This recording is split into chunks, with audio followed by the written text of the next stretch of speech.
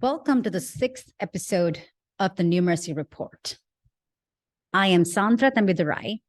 I'm a math teacher, a math coach, a mother of two, and a lifelong learner. The reason why I started this show is to learn different ways math is used in various industries so that I have an answer to whenever a student asks me, Mrs. T, what's the point of learning this? Today, we have something a little different. This is an episode for those of you who already know you love math, but maybe want to see what all you can do with it. Today, I'm speaking with Mr. Cyriac Kottoor, a retired actuary with more than 34 years of actuarial experience in life and health insurance industry. He has a master's degree in mathematics, and he is an associate of the Society of Actuaries. He has worked with life and health insurance products and has experience in valuation, asset liability management, and product development. And he most recently worked for General Reinsurance Company as an actuarial vice president. Ladies and gentlemen, put your hands together for Mr. Cyriac Kottoor. Thank you. Hi, Cyriac. Very nice to have you on the show. Hello, Sandra. Yeah. Nice to talk to you about math. For sure, for sure. So you've always had a love for math, am I right? Yes. Very, very early in the elementary school, the math teacher used to like me most. Of course, your teacher's pet. So very early. And did you always know you wanted to do something with, that involved mathematics? Yeah, well, when I was in India and going through school, I never heard about Actuarial Science, but I always knew that I wanted to do something in math. So I pursued mathematics as my major in college and things like that. And that's when I went to US for graduate school, that's where I met Professor Jack Silber when he was interviewing me for the graduate school. He mentioned about Actuarial Science because they were starting a program there. So it was, very, very interesting that I got to learn about that from the school where they're teaching, Actuarial Science. And so I took, some courses there, and I networked through people who studied with me and learned about it and got interested in it. Right.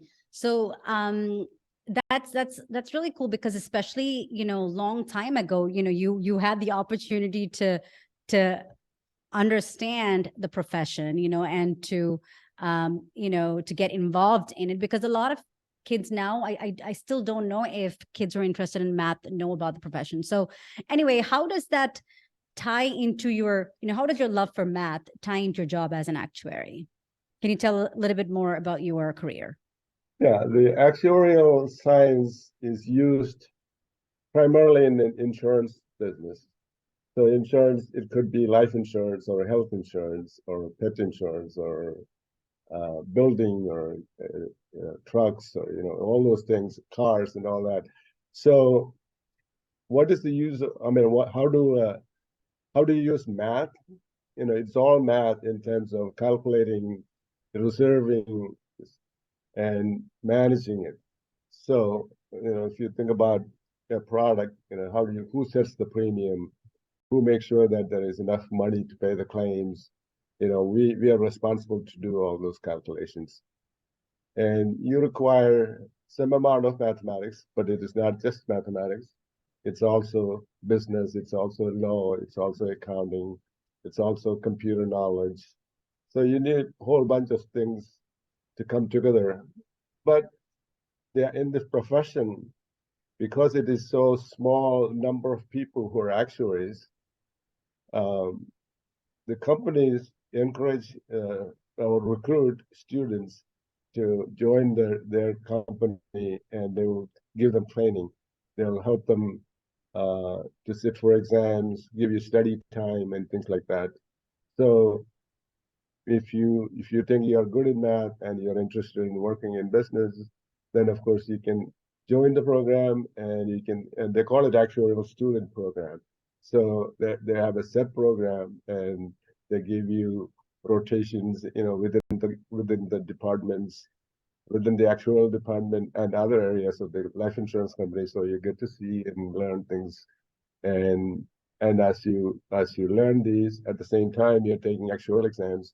The first one exam is a probability exam, and the second one is a financial mathematics exam, things like that. And they're not necessarily easy, but you get time to study, and if you have the aptitude and if you're willing to put in the time, you can become an actuary. And if you become an actuary, it's a good profession in terms of upward mobility, enjoyment of work, all those things are there.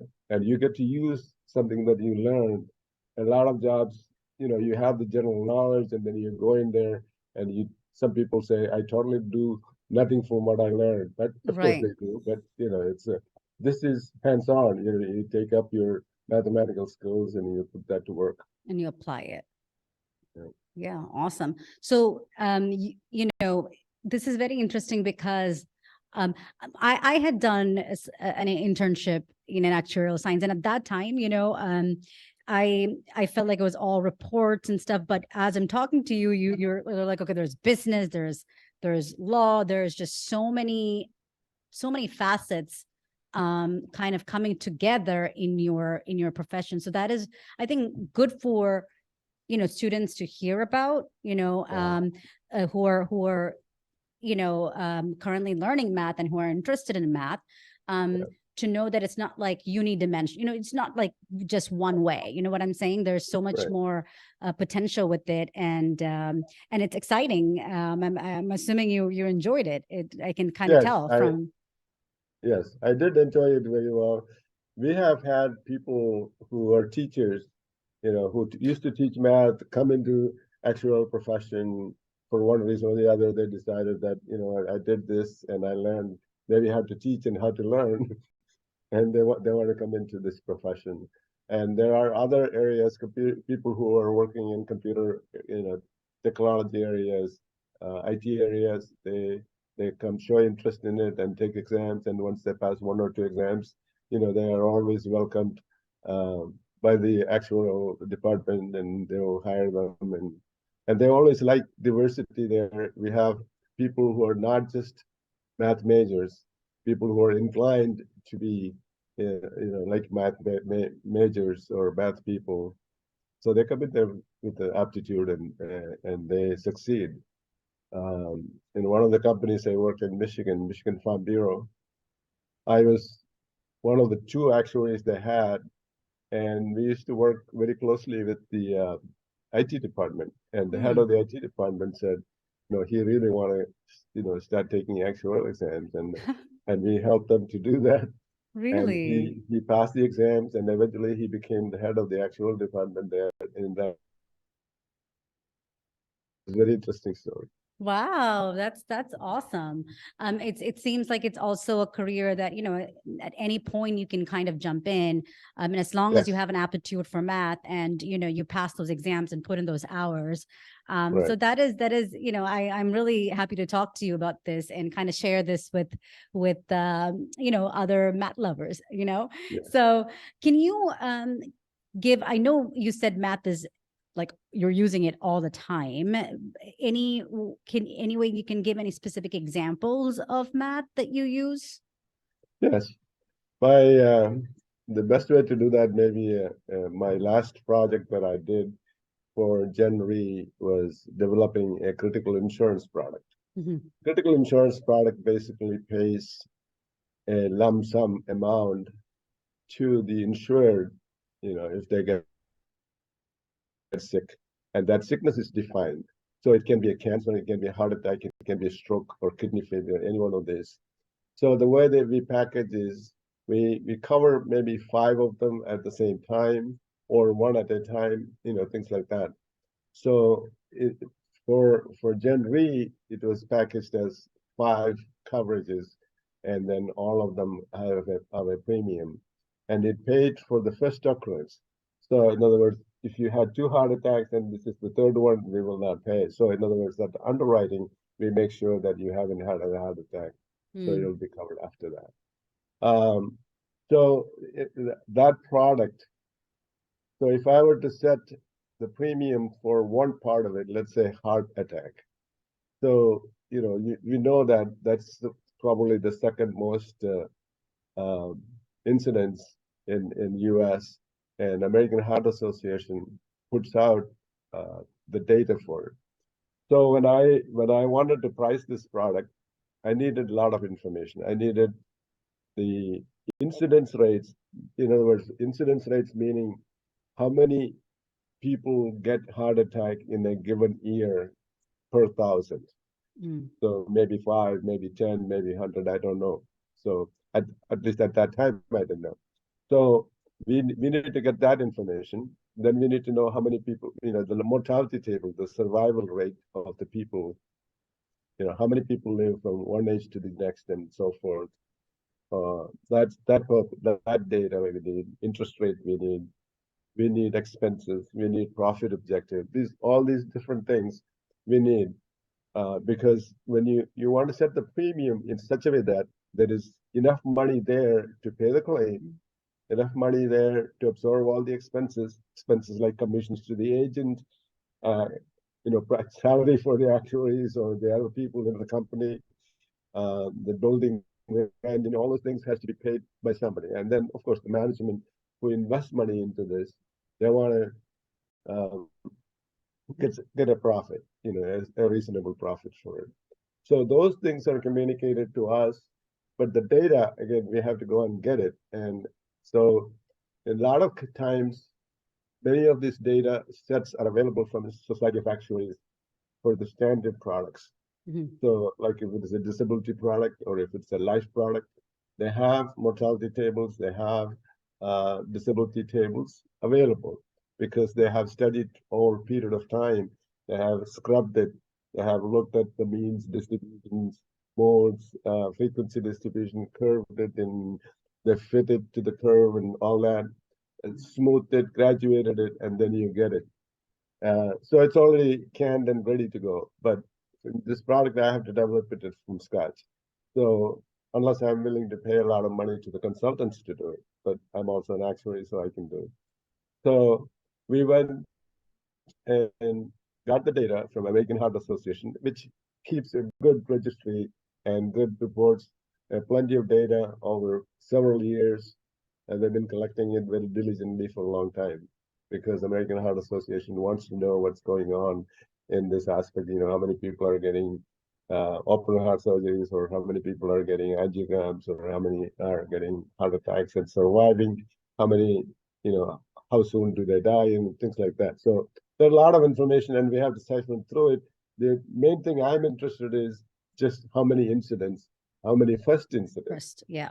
So we got all that information, and once we get that information, that is general population. So now it has to be applied to, let's say, the insured population. Insured population is, usually they can afford, they are sometimes working, and we have a little bit better morbidity and mortality experience among people who are working because they're slightly healthier. They're not, bedridden, or they're not chronically ill and not working and things like that. So we have to make adjustments for that. We also have to adjust for the whether it's a smoker, non-smoker, because the data they will get, in some cases they're, unisex. I mean, uni-smoker, uni-tobacco use. So, we have to make adjustments for those. And then there is underwriting. So where the company would ask a few questions. Have you ever had any one of these diseases? And they say no. Then, that's a better group. It's more selection. So we adjust for that. So after all those adjustments, we take that data. So we have morbidity data, and we smooth it, makes it, sometimes there is data missing for some ages.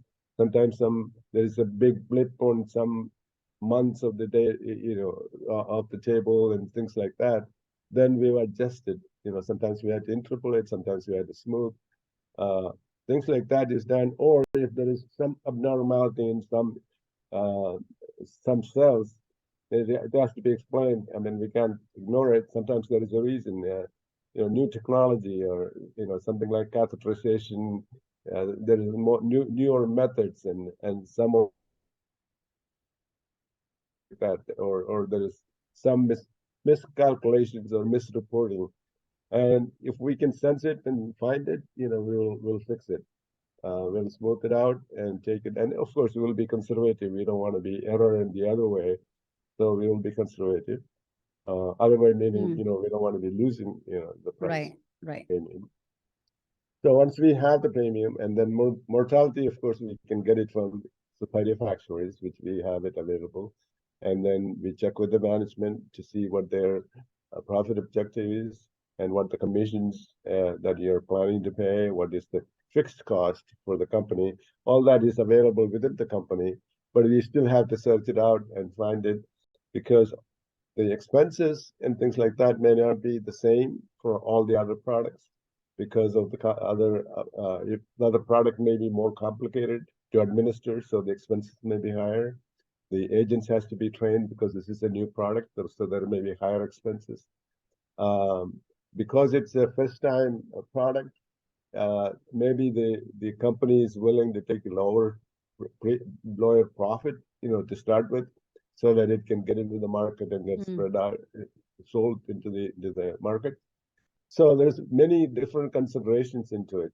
You also have to price it in such a way that the state will approve it, because they have requirements, because they have to protect the people, from insurance companies or other people who are scammers or whatever. So there are rules and regulations we have to comply to. So with all that, we'll go back to the drawing board and start calculating the numbers. So if you think about this, we are going to be issuing premium for age 17 to, let's say, 65. And so there's male, female. So you already have 2 times. And then the smoker, non-smoker. So you have to calculate a whole bunch of premiums for all these people. And for each cell, you have to go through the calculation of the present value of your gross premium is equal to the present value of your future benefits plus present value of your future expenses plus your present value of future expected profit. So in other words, they're just simply logically calculated, what the number should be. And we would calculate it for one cell or several cells and see and check it out and make sure that it is all correct. Everybody agrees to the numbers and all that before we program that into a actuarial software where, they will print it out, the systems can get calculate them and give it to you in a matter of, hours. And once you have that, then it's just the beginning, because you then assume some sales distribution and you use these premiums, put into it, and see what that premium does. How much income is it going to bring into your company, and how much is your expenses based on your assumptions, how much profit are you going to get. And then you can actually see what is going to happen if it played out the way we think it is. Sometimes there are certain minimum amount of sales required to break even because of your expenses or fixed expenses, and morbidity and mortality remains pretty much the same, but larger the better, because you can spread. That's the insurance, right? Spreading the risk. So we that's the beginning of the discussion phase. Then you do all this what if analysis. You change the sales assumptions. So sometimes you would say, okay, you have to at least sell 1 million policies to, make a reasonable profit or make this project worthwhile. Or you may say, we cannot compete with this kind of expenses, so we have to reduce our expenses. So there's so many. When you have so many several factors into your model, you can adjust 1 or 2 at the same time and see what all this things happening. And it's interesting that some things that you don't expect happens, and then you go back and look, is it a problem of the model, or is it a problem with our thinking? So there's lots of interesting things going on here. And then you put that out, and you have all this what if analysis, sensitivity testing, Mm. and peer reviews. You would have another actuary look at all these things and say,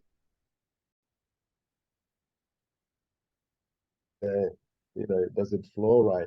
I'm saying, once you do all that, and then we make recommendations after competitive analysis. So in other words, we have all this premium, and we go out to sell, and somebody else is selling, 50 cents less than we do, or 50 cents more than we do. There's something wrong here. So we have to do that too. You do all that analysis. You will look at, what this what is your what range are you in? So you don't want to be too high or too low, but at the same time you don't want to sacrifice your profit. So there is a lot of decision making done there, and for that, you bring that up to the management, and let the management do their own thinking, and you make your recommendation. And many times you will say, what do you think? So you tell them what you think, and you explain it to them. That's another interesting part of your life job as an actuary. So you get to explain a lot of these things, which are, pretty just numbers in front of you, with some labels. And if you're able to explain why something is not the way it is, or what as expected, that's your job. You solve complicated problems, you answer difficult questions through mathematics. Yeah. Is that what you enjoyed the most out of your work? Yeah, that's what I enjoyed the most, being able to communicate with the management and also marketing people. And as a reinsurance actuary, I used to go out to other companies to explain to them the product, because if their product, they will sell the product, and we reinsure. So basically, they are marketing, and on their own paper, or their own as their own policy, but we help them with all the technicalities. And we reinsure them, or we'll take half of the risk or something like that. Right. So you had to wear a lot of hats, and like You wear a lot of hats, yeah. but sometimes some of the actuaries, like to be backroom actuaries. They like to just crunch numbers and do things, and they're not really interested. They're a little bit nerdy people. We get all kinds of people. They're all very smart and very Yeah, intelligent, whatever but works for when each person's strength, right? So for you, right, you yeah, enjoyed the communication aspect of it. So you were able to display that and utilize that strength of yours. So and right, it's cool that the profession allows for different types of people. Like if you don't want to do that, you can be crunching numbers, but if you want to take on other responsibilities such as selling the product and stuff, and that you can do as well. So it seems like there's a lot of diverse things yeah, you can do in the field. That's amazing. So now we talked about the evolution of like actuarial science earlier. How in the earlier days you said we had talked about this, and you said that you used to manually do all these calculations on yeah, 31 yeah. column worksheets. I can't imagine. That's crazy. Yeah, Wow. we used to have 14 or 28 column worksheets where you will put in the numbers, and do all the number crunching. Um, yeah, the life tables, we use this commutation functions. This is an older method, and where you calculate all these different columns to actually calculate the net premium for a life insurance policy, and it was done on worksheets. And then subsequently we have computers, mini computers, and then personal computers where we use VisiCalc, SuperCalc, and then now Microsoft Excel, and Mhm. things like that. So it's a big change. Things are going faster, more in control. You don't have to go to the computer room and stuff like that. And Excel is a good tool for us, instead of tablets and pencils and stuff like that. But you were saying, what's the future, or is that what you were? Yeah, that's what I was thinking. I was going to ask you, how do you think the field is going to change? I mean, of course you can't do too many predictions, but Going? just, yeah, how do you think it's going to change in the next, let's say 15 to 20 years, and what kind of Right. skills should children like acquire in order to be successful in the field then? So what I think is going to happen is, the actuaries are going to be valuable and needed, even if there's advances in computing. Um, but their scope of what they do does not change, but the way they do it probably will change. So they may not be crunching all the numbers all the time. I mean, they don't. They see now there is financial reporting every month, or some places every quarter, and that takes up a lot of time. And computers will take over those functions. In fact, all the reporting may be on real time. So in other words, as you look at the stock tickers, how it is changing on the screen, you may be able to do how your company is doing, online on real time. I mean, it could be calculated because as information goes in, there is no lag in entering into the system. It will be automatically captured. All the sales will be on the computer. All Wow, the yeah. claims will be on the computer. So real time, they can interact and figure out where you stand. I mean, how things are going. Um, and because of the technology, all these things will happen very fast. Um, but so there will be more time for people to think and work through problems and figure out Mm, formulas and answer questions. And the speed of computing will be very, very helpful because in the old days we used to wait 2 days and stuff like that to get 100 scenarios ran right. for asset liability management analysis. Yeah, wow. Did you enjoy the job more as the technology advanced? Yes, it is. But I personally I enjoyed doing some of it by hand and some of it Yeah, actual crunching because when yeah. you do that you get a better perception of the relationship, and you can instead of all the numbers coming out of the Interesting. box. I think most of the actuaries would have to kind of make sure that that's what is the number is correct and stuff like that. So even when we buy this actuarial software from other people who which it actually calculates correctly, but you still have to verify or at Yeah, least see some of the interim steps to be comfortable. Are you sure this is right? Or what's the interim step? Or how does it progress to the here? So we want to see it. So we usually play with it. I guess that's a part of being an actuary, that you don't assume that something is right. You start looking at it and make sure that it is right. So. right. So, I mean, that kind of leads to my next question, where, do you have any advice you would offer to a current math student who is interested in your profession? Yeah, I would say it, when you learn something, try to learn all the basics, try to understand everything. But of course, there is going to be gray areas, and it'll take time. It will come to you. You don't have to be frustrated, especially math in early years. Some of them is the way it is. You have to learn Mm, it, and you can try to make sense, no problem. And you can interact with other people if you can somehow verbalize some of these math things that you learn.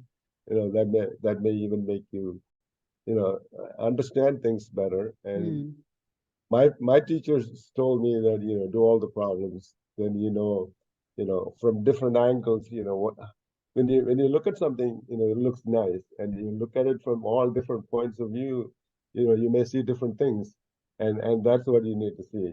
um, so that when you see everything clearly, but you don't have to get all worried about it. You just take your time and understand things. And there is always resources, so much resources available these days. If you don't understand one way of explaining it, right, there's another way to do it. right, for sure. So, and I also have done a little bit of teaching for a year after my first degree in math. I was tutoring students, and there I felt that math is a misunderstood subject, because some people will look at math and say, "Oh no, I don't like math," but they actually turn out to be, many of them, after doing some exercises, they like it. They come back to it and excel in it. I mean, they may not major it, but they still have to use it. I have tutored many of the MBAs who are taking statistics classes and things like that, and they're also doing it mid-career and stuff, so they have to brush up on their algebra and trigonometry and all that, so Right, they can right. understand some of the statistics. Yeah. Yeah. Did you notice that when you teach, you understand the subject a lot more? Did you Yes. did you feel that? Because I've always, felt that, Yeah, I think that's what I was trying to say. When the explaining things to other people or mm, verbalizing what you know to others, you actually get better at it. You get your thoughts organized. So, it is just like, when you said you want to talk to me about math, and I said, okay, so what I'm going to talk, I actually had to think about it and organize my thought so that, I can maybe, try to explain some things uh, that will be useful for others. right, right. Yeah, that's awesome. And I always like to wrap up the conversation asking about if there's anything that you would like to say to a teacher who's made an impact on your life. And so, is there anybody like that who you'd like to talk about right now? Yeah, I'd like to thank my math tutor, Anian Sar. He's from Pali.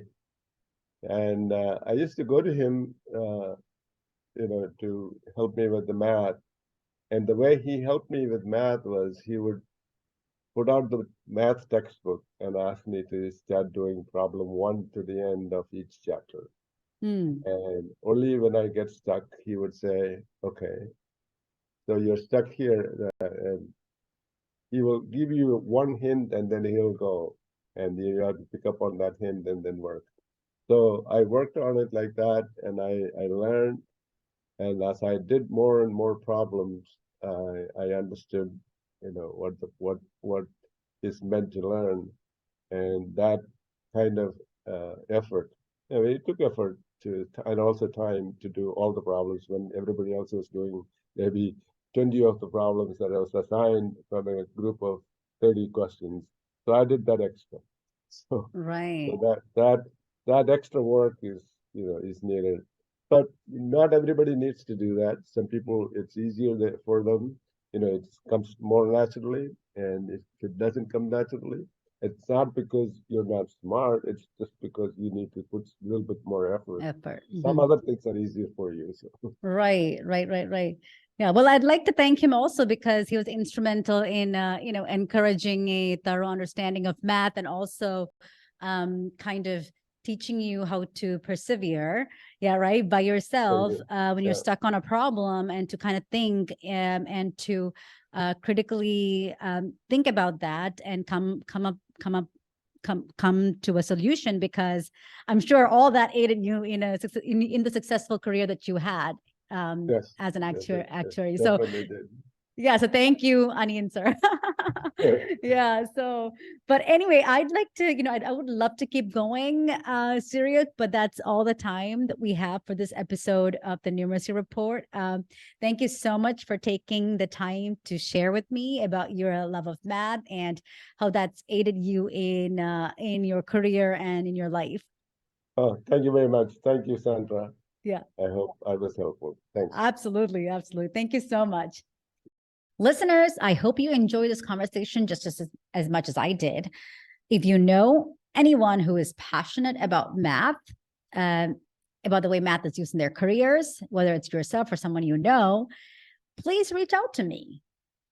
I'd love to have a conversation. Details are on my website, numeracycoach.com. If you enjoyed this content, please subscribe. And if you know anyone who could benefit from listening to this show, please share it with them. Until next time, adios.